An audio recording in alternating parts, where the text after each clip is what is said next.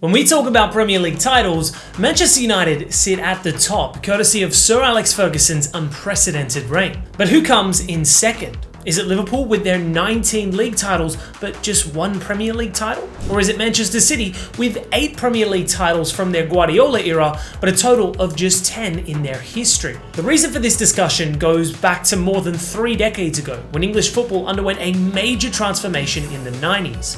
The widely popular Premier League as we know it today wasn't always like this, and before 1992, it was simply known as the Football League First Division. The transformation of English football in 1992 sparked a global revolution, propelling the Premier League into an unstoppable force. But this success story didn't happen overnight. Before 1992, English football was in decline, with support fading and reputation crumbling. So what happened in the late 80s that made such a drastic overhaul necessary? Let's dive into the events leading up to 1992 and explore the key factors that led to the birth of the Premier League.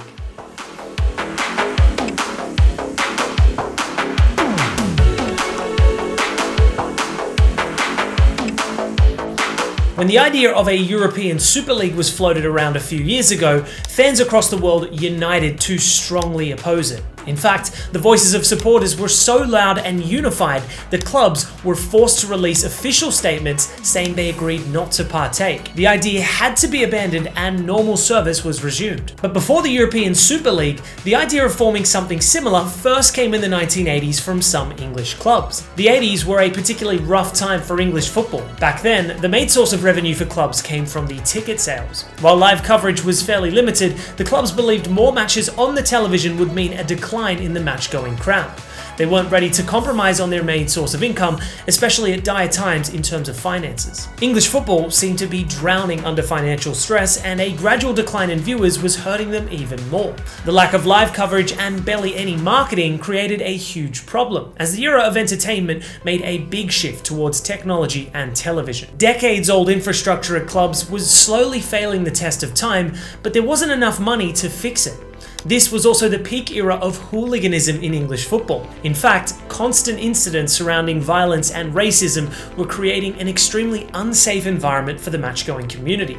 The tipping point came in the 1985 European Cup final between Liverpool and Juventus. The finals was being held in Brussels, and local Juventus fans had managed to occupy a neutral stand meant for Belgians. Merely a few feet away from the travelling Liverpool fans and separated by a vulnerable fence, riots broke off even before kickoff. The terrible condition of the Heysel Stadium meant readily available rocks were breaking off from the stands. Unfortunately, the riots led to a perimeter wall falling and resulted in 39 deaths and approximately 600 injured fans. The match went on regardless, and Platini scored a winning penalty after half-time to bring European glory to Turin, but the victory was laced with bitterness. UEFA banned English clubs from participating in the competition for 5 years and Liverpool for 6. This was another major hit on their struggling finances.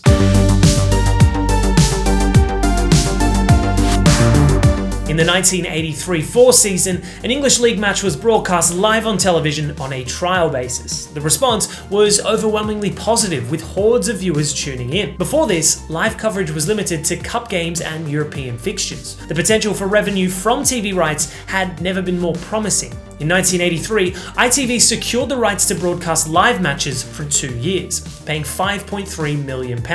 Just 5 years later, that figure skyrocketed to £44 million. However, with this boom in revenue came a growing sense of discontent. The larger clubs quickly realised that their matches drew the lion's share of viewers, yet the TV revenue was split equally among all teams, including those in the lower tiers of the football pyramid. An idea began to take shape, inspired by something we would see again years later. The big clubs posed the question, why not form an English Super League and claim a larger share of the TV revenue? Interestingly, this elite group looked quite different from today, with Everton, Spurs, Arsenal, Liverpool, and Manchester United leading the charge back then. Discussions were held, and a majority of the clubs agreed to form a separate league and share TV rights amongst themselves. The FA was approached with this plan, and they instantly hopped on for a chance to take the Football League down. Legal battles were being fought over the breakaway, as reportedly the FA's handbook stated that clubs were required to give a 3-year notice before leaving. In an unexpected verdict, the court gave the go-ahead to form the Super League.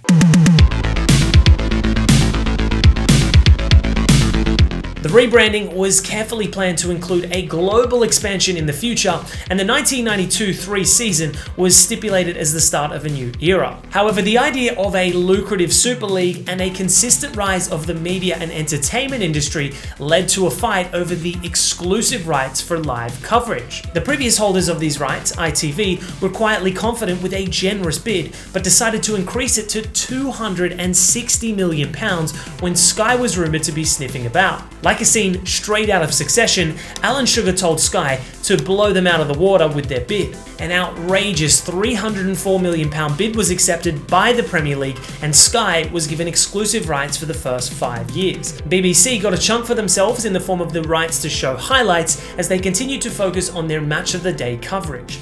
The birth of Monday Night Football also occurred due to a new TV scheduling. The out-of-the-water bid proved to be a masterstroke for Sky, as they made a fortune over the years.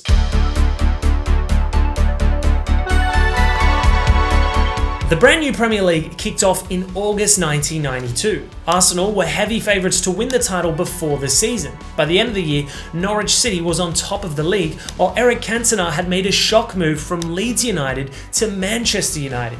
By the start of 1993, Manchester United and Aston Villa proved to be frontrunners for the title. The breakaway started in April when Aston Villa drew against Coventry on the same day when Manchester United scored a 97th minute winning goal against Sheffield Wednesday. United tipped Villa off the top spot and went on a ruthless winning streak till the end of the season.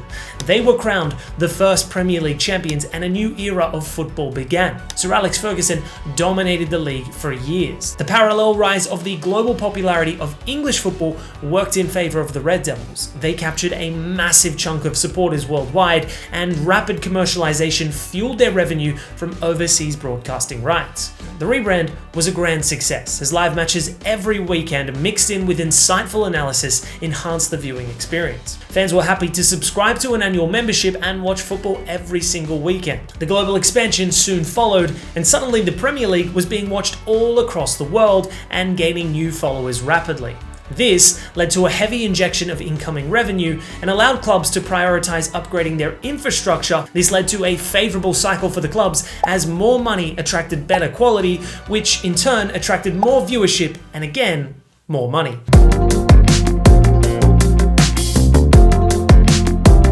The influx of money had raised the standards of English football. There was a growing interest in the ownership of English clubs, especially abroad. The rapid commercialisation and steady growth had made these clubs a lucrative option for the wealthy. The shift wasn't immediate, but after the turn of the century and Roman Abramovich's approach, there was a wave of foreign ownership in the Premier League. As the quality of squads shot up, so did the stakes. English football's reputation shifted from hooliganism towards entertainment and competitiveness. Exciting talents from abroad made their way into the league, which was extremely uncommon before 1992. Arrivals like Cantona, Bergkamp, Zola and Henry contributed to raising the Premier League's profile and pulling in even more international viewers. By the end of the 90s, the Premier League had become home to the most diverse squads in the world. As the match-going population shot up, so did the need for higher seating capacity. New stadiums were built and existing stadiums were expanded. Even though United had dominated the 90s, there was always an air of unpredictability in the league. In the late 2000s, financial fair play was then introduced to make sure that clubs stick to sustainable practices and that the financial gap between the top and the bottom doesn't widen too much. The league embraced modernity and kept up with the age of digitization and technology. They heavily invested in branding and marketing across the globe. The rise of social media was also smartly utilized in their favor. More than 3 decades since its inception, the Premier League is undoubtedly the frontrunner in terms of global viewership and following. The decision to break away from the Football League back in 1992 didn't just save English football, but it led to its elite status today. Do you think any other league will be able to catch the Premier League in terms of money? Let us know in the comments below.